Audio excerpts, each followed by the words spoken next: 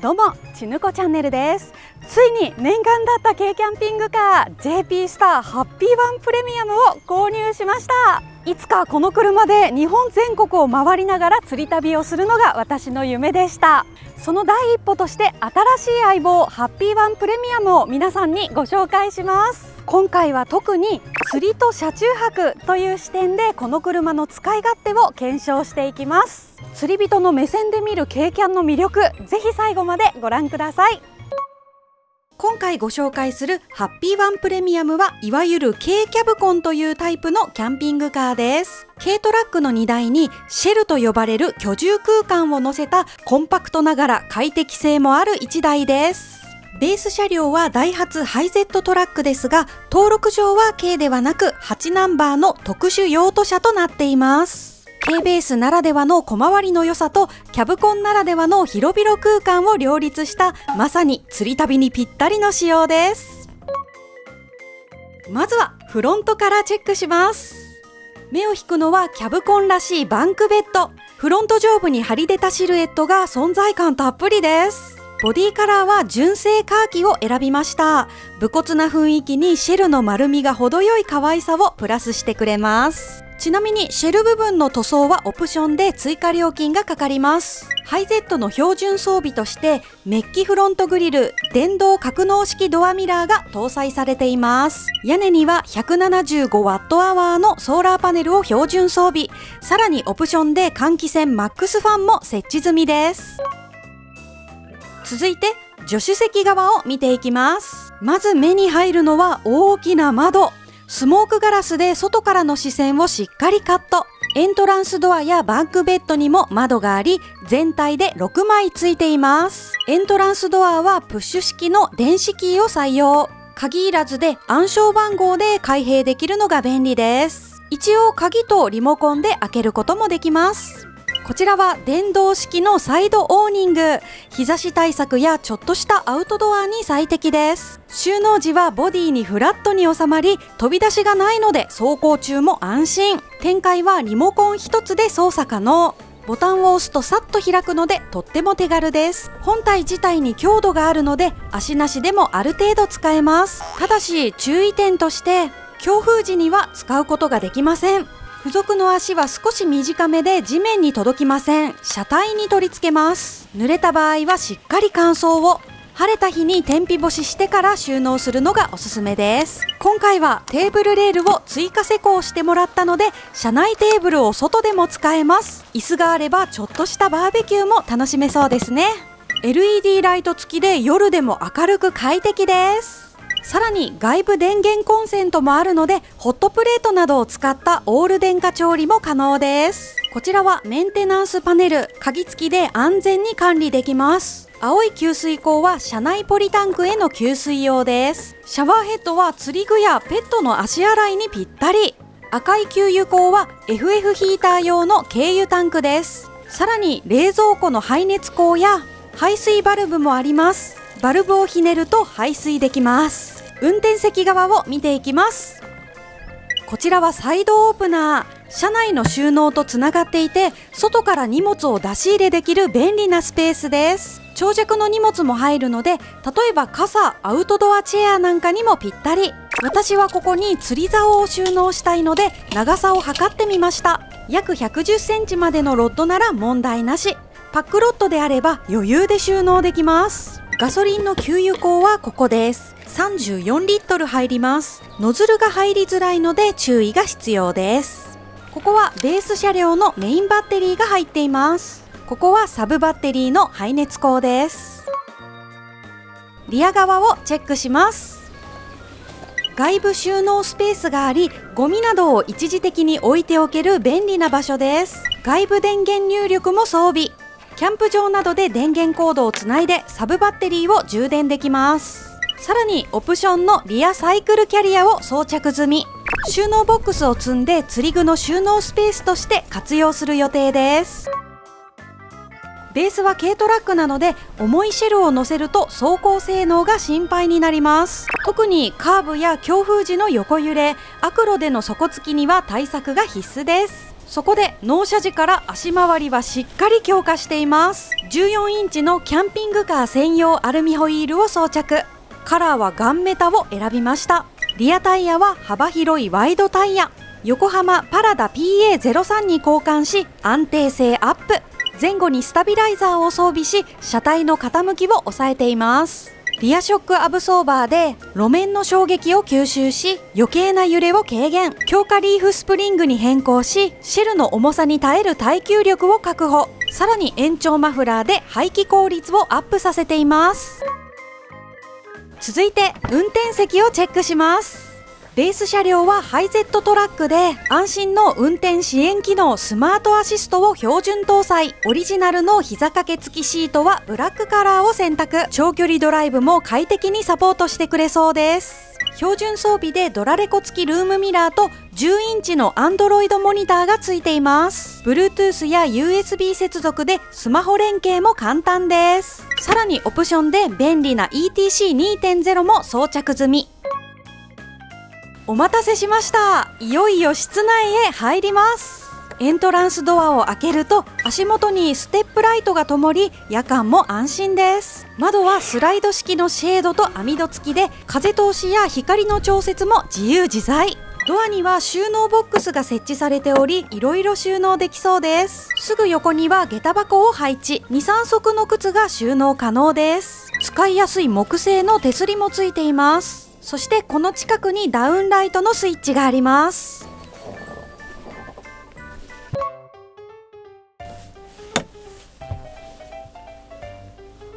車内に入ってまず驚いたのは窓の多さ。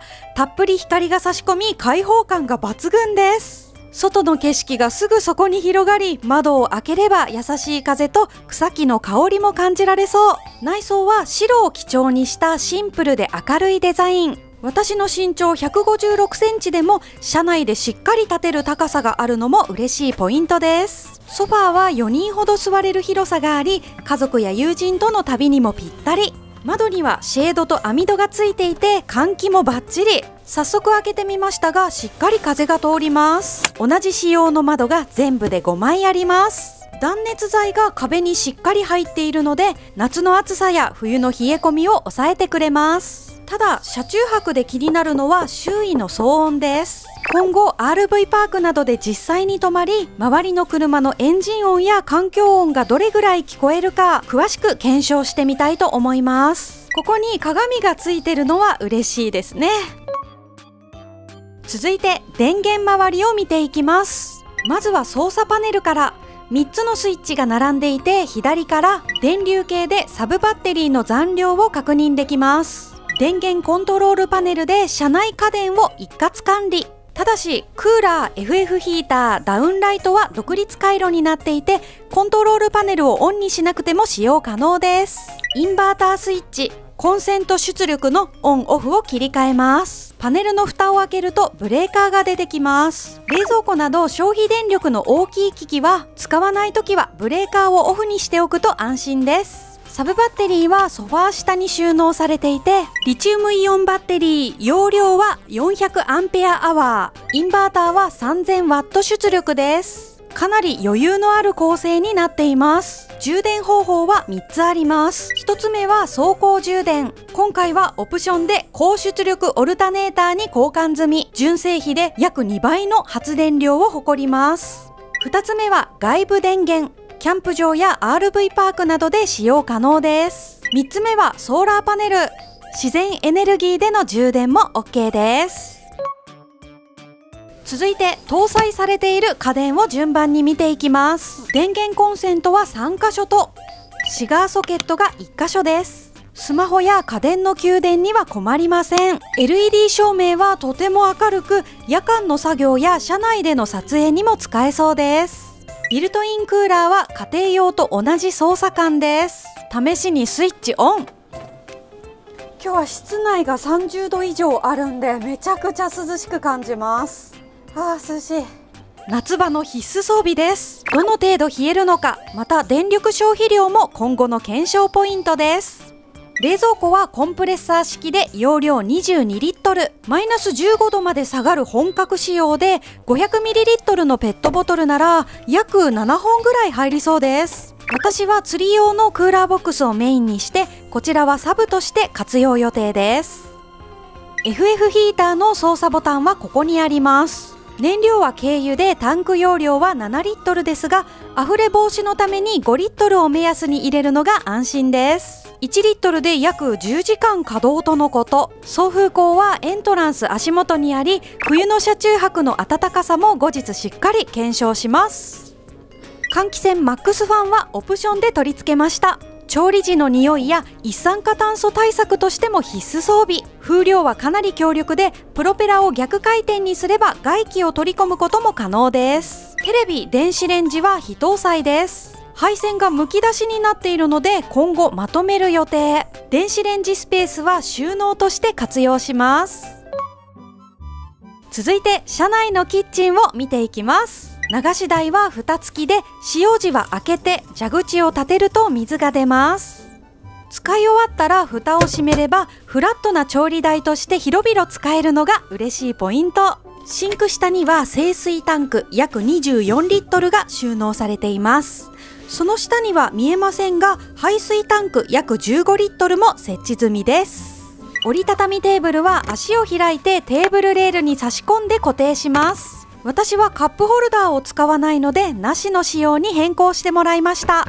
さらにソファーの裏にテーブルレールを追加しています。テーブルを L 字に展開することで調理スペースを拡張できるようにしています。キッチンスペースの使い勝手は実際に車中泊で調理してみて、配置や動線などを検証していきたいと思います。続いては収納スペースを見ていきます。ここは車中泊や釣り旅でとっても気になるポイントですよね。まずは上部収納。キャビネットが4つあり、ロック付きなので走行中も安心です。奥行きも十分あるので、食器や日用品などいろいろ入りそうです。次にソファーベッド下の収納。仕切りで2つに分かれています。大容量なので大きな荷物やストック用品の収納にぴったりです。さらにソファークッションを動かして開けると収納スペースがあります。ここは車外のサイドオープナーとつながっている収納です。以上のスペースを活用して、キャンプ用品、調理器具、旅行の持ち物などを整理していく予定です。収納術については今後の動画でも紹介しますのでお楽しみに。それではベッドメイキングをしてみます。3ステップで簡単です。まずはソファーのクッションを持ち上げてロックを解除します。この部分小さいのでなくさないように注意ですね。続いて収納をスライドすると板も一緒に引き出されるので、そのままベッドの土台になります。あとはソファーを引き出すだけでフラットなベッドの完成。よいしょ。あ、めっちゃ簡単。めちゃくちゃ簡単です。あっという間にできました。広い。おお、広。めっちゃ広くない？お、全然余裕だ。ベッドのサイズ測ってみます。横幅約110センチ、奥行き約200センチです。私は身長156センチですが、スペースにかなり余裕があります。クッションの硬さもちょうど良くて、寝心地も期待できそうですね。実際に車中泊をして熟睡できるかどうかも今後しっかり検証していきたいと思います。次にバンクベッドの展開です。こちらも3ステップで簡単です。まずは支柱をセットしてしっかり土台を安定させます。次に引き出し部分のロックを解除してベッドフレームをスライド。最後にマットを引けばバンクベッドの完成。とっても簡単で慣れれば1分もかからないですね。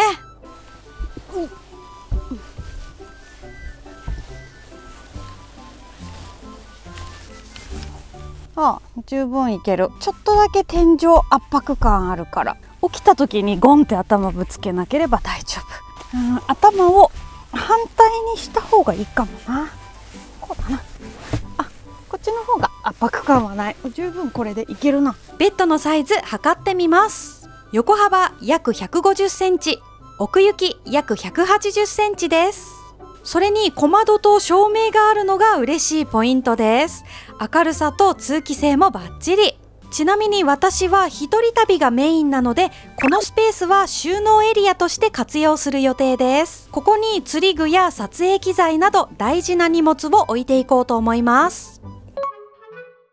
最後に初めてキャンピングカーを購入する方へ向けて私が気をつけた方がいいなと思ったポイントをシェアします。まず納車までに 3,4 ヶ月かかりました。人気車種なのでカラーによってはもっと待つ可能性もあります。欲しいと思ったら早めの契約がおすすめです。中古車はほとんど出回ってないのが現状。選択肢がほぼ新車一択というのは人によってはデメリットかもしれません。キャンピングカーは構造上シェル部分に不具合が出やすいと言われています。走行中の振動でネジの緩みやパーツの歪みが起きやすく、定期的な点検・メンテナンスが必須です。近くに代理店や対応できる整備工場があるかを確認しておくと安心です。一般の車屋さんだとキャンピングカーは整備 NG という場合もあるそうです。さらにビルダーから購入した場合、納車時の名義が購入元になっていることがあります。そのため車庫証明、車両名義変更、自動車保険の名義変更、ETC セットアップなどの手続きを自分でやる必要があるケースも。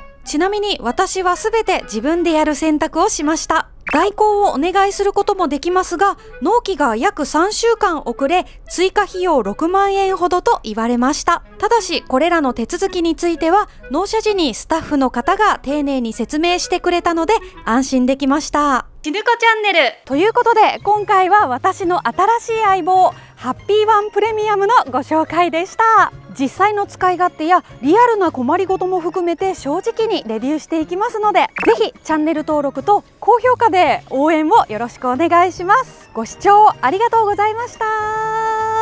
最後までご視聴ありがとうございました。